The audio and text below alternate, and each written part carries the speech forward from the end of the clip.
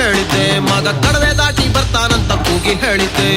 ಗೆದ್ದೆ ಗೆಲ್ತಾನಂತ ನಾನು ಮುಂಚೆ ಹೇಳಿದ್ದೆ, ಮಗ ಕಡವೆ ದಾಟಿ ಬರ್ತಾನಂತ ಕೂಗಿ ಹೇಳಿದ್ದೆ. ತೀವ್ರ ಕುತೂಹಲ ಕೆರಳಿಸಿದ್ದ ನಾವದಗಿ ಗ್ರಾಮದ ವಿವಿಧೋದ್ದೇಶ ಪ್ರಾಥಮಿಕ ಗ್ರಾಮೀಣ ಕೃಷಿ ಸಹಕಾರಿ ಸಂಘದ ಚುನಾವಣೆಯಲ್ಲಿ ಮುಖಂಡ ಬಸನಗೌಡ ವಣಿಕ್ಯಾಳ್ ನೇತೃತ್ವದ ತಂಡವು ಅಭೂತಪೂರ್ವ ಗೆಲುವು ಸಾಧಿಸಿತು.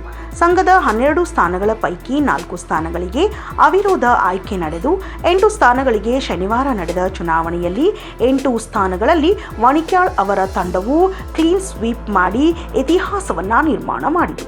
ಫಲಿತಾಂಶ ತಮ್ಮ ಪರವಾಗಿ ಬಂದಿದೆ ಎಂದು ತಿಳಿಯುತ್ತಲೇ ಅವರ ಅಪಾರ ಬೆಂಬಲಿಗರು ಸಂಘದ ಕಾರ್ಯಾಲಯದ ಮುಂದೆ ಸೇರಿ ಸಿಹಿ ವಿತರಿಸಿ ಪಟಾಕಿ ಸಿಡಿಸಿ ಪರಸ್ಪರ ಗುಲಾಲು ಎರಚಿ ವಿಜಯೋತ್ಸವವನ್ನು ಆಚರಿಸಿದರು.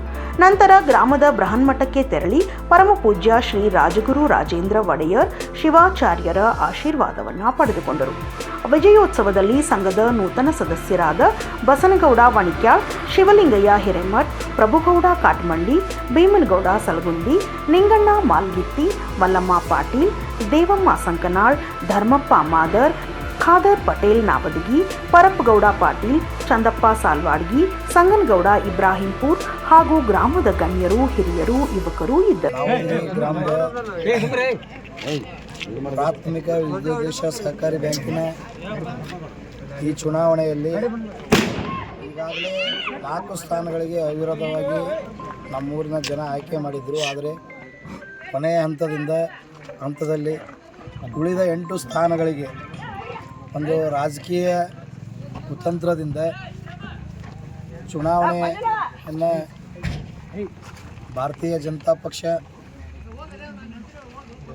ಕಾಂಗ್ರೆಸ್ ಹಾಗೂ JDSನ ಎಲ್ಲ ಕೆಲ ಮುಖಂಡರು ಕೂಡಿಕೊಂಡು 3 ಪಕ್ಷದವರು ಒಂದಾಗಿ ಒಂದು ಚುನಾವಣೆಯನ್ನು ನಮ್ಮೂರಿನಲ್ಲಿ ಮಾಡುವಂಥ ಒಂದು ಸಂಚಲನ ಮಾಡಿದರು. ಅದರಲ್ಲಿ ಬೇರೆ ಗ್ರಾಮದ ಈ ಒಂದು ಗ್ರಾಮಕ್ಕೆ ಸಂಬಂಧಪಟ್ಟಂಗೆ ಬರುವಂಥ ಲಕ್ಕುಂಡಿ ಮತ್ತು ಬೇಲೂರು ಗ್ರಾಮದ ಮತದಾರರು ಈ ಒಂದು ವ್ಯಾಪ್ತಿಗೆ ಬರೋದ್ರಿಂದ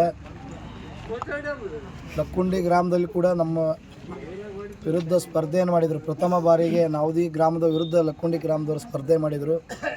ಆದರೆ ಬೇಲೂರಿನ ಜನ ನಮಗೆ ನಮ್ಮೂರಿನ ಜನರಿಗಿಂತ ಹೆಚ್ಚು ಸಹಕಾರವನ್ನು ಬೇಲೂರು ಗ್ರಾಮದ ಜನ ಕೊಟ್ಟಿದ್ದಾರೆ. ಬ್ಯಾಂಕ್ಗಳಂದರೆ ದೇವಸ್ಥಾನಗಳಿದ್ದಾಗೆ. ಈ ಬ್ಯಾಂಕ್ಗಳಿಗೆ ನಾವು ಹೇಗೆ ದೇವಸ್ಥಾನಕ್ಕೆ ಹೋದಾಗ ನಮ್ಮ ಕಿಶೆದಲ್ಲಿರುವಂಥ ಒಂದು ದುಡ್ಡನ್ನು ಕಾಣಿಕೆಯಾಗಿ ಆ ದೇವಸ್ಥಾನದ ಹುಂಡಿಗೆ ಹಾಕ್ತೀವಿ. ಆದರೆ ಯಾರೂ ನಾವು ಜನರು ಆ ದೇವಸ್ಥಾನದ ಹುಂಡಿಯೊಳಗಿರುವಂಥ ಹಣವನ್ನು ತೊಗೊಂಡು ನಾವು ಜನ ಬರಲ್ಲ. ಹಾಗೆ ಇವು ಶಾಲೆಗಳಿರ್ಬೋದು ಮತ್ತು ಈ ಬ್ಯಾಂಕ್ಗಳಿರ್ಬೋದು, ಇವು ಒಂದು ಟೈಪ್ ದೇವಸ್ಥಾನ ಇದ್ದಾಗೆ. ಹೀಗಾಗಿ ನಾವು ಹಿಂದೆ ನಮ್ಮ ತಂದೆಯವರಲ್ಲಿ ಸೆಕ್ರೆಟ್ರಿ ಇದ್ದು, ಹೀಗಾಗಿ ಈ ಬ್ಯಾಂಕನ್ನು ನಾವು ಇಲ್ಲೇನೋ ನಾವು ಅಧಿಕಾರ ಪಡೆದು ಒಂದು ದೊಡ್ಡ ಮಟ್ಟಕ್ಕೆ ಹೋಗ್ಬೇಕಂತಲ್ಲ, ಇವು ನಮ್ಮ ಹುಟ್ಟಿದ ಊರಿನ ಈ ಬ್ಯಾಂಕನ್ನು ದೊಡ್ಡ ಮಟ್ಟಕ್ಕೆ ಬೆಳೆಸಬೇಕು, ನಮ್ಮ ವಿಜಯಪುರ ಜಿಲ್ಲೆಯಲ್ಲಿನೇ ಪ್ರಥಮ ಸ್ಥಾನ ತರಬೇಕನ್ನುವಂಥ ಒಂದು ಕನಸನ್ನು ಇಟ್ಕೊಂಡು ನಾನು ನಮ್ಮೆಲ್ಲ ಅಭ್ಯರ್ಥಿಗಳು ಕೂಡ ನಾವು ಇಲ್ಲಿ ಚುನಾವಣೆ ಸ್ಪರ್ಧೆ ಮಾಡಿದೆವು. ಹೀಗಾಗಿ ಆ ಬ್ಯಾಂಕನ್ನು ನಾವು ಖಂಡಿತ ಮುಂದಿನ ದಿನಮಾನಗಳಲ್ಲಿ ಹೀಗಾಗಿ ನಮ್ಮ ತಂದೆಯವರ ಹೆಸರ ಮೇಲೆ ಸುಮಾರು 25 ಲಕ್ಷ ಖರ್ಚು ಮಾಡಿ ನಾನು ಸ್ವಂತ ಹಣದಲ್ಲಿ ಕಾಂಪ್ಲೆಕ್ಸ್ಗಳನ್ನು ಕಟ್ಟಿ ಸುಮಾರು 20 ಲಕ್ಷ ಆದಾಯ ನಮ್ಮ ಕುಟುಂಬದಿಂದಲೇ ಆ ಬ್ಯಾಂಕಿಗೆ ಬರುವಂಥ ಒಂದು ಪ್ರಯತ್ನ ಮಾಡಿದ್ದೀನಿ. ಅದರ ಉದ್ದೇಶ ಏನಂದರೆ ನಾವು ಮುಂದಿನ ದಿನಮಾನಗಳಲ್ಲಿ ನಾವು ಸತ್ರು ಕೂಡ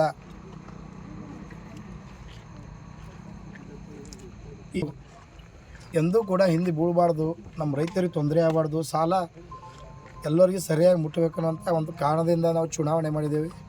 ಖಂಡಿತ ಇದು ಬಿಜಾಪುರ ಜಿಲ್ಲೆಯಲ್ಲಿ ಅಷ್ಟೇ ಅಲ್ಲ, ರಾಜ್ಯದಲ್ಲಿನೇ ಅತ್ಯಂತ ದೊಡ್ಡ ಸಂಸ್ಥೆ ಬೆಳೆಸಲಿಕ್ಕೆ ನನ್ನ ಜೀವನ ಇರುವವರೆಗೆ ನಾನು ಪ್ರಾಮಾಣಿಕವಾಗಿ ಪ್ರಯತ್ನ ಮಾಡ್ತೇನೆ. ಇನ್ನಷ್ಟು ಅಪ್ಡೇಟ್ಗಳಿಗಾಗಿ ಫಾಲೋ ಮಾಡಿ ವಿಜಯ ಧ್ವನಿ ನ್ಯೂಸ್.